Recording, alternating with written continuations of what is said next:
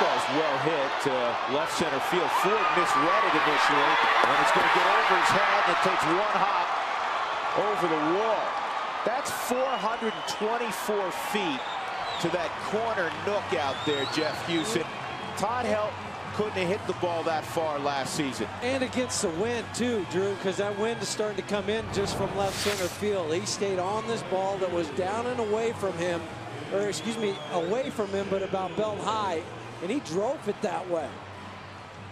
Now I can, Ford thinking that he might have a chance, and finally just had to bail out of there.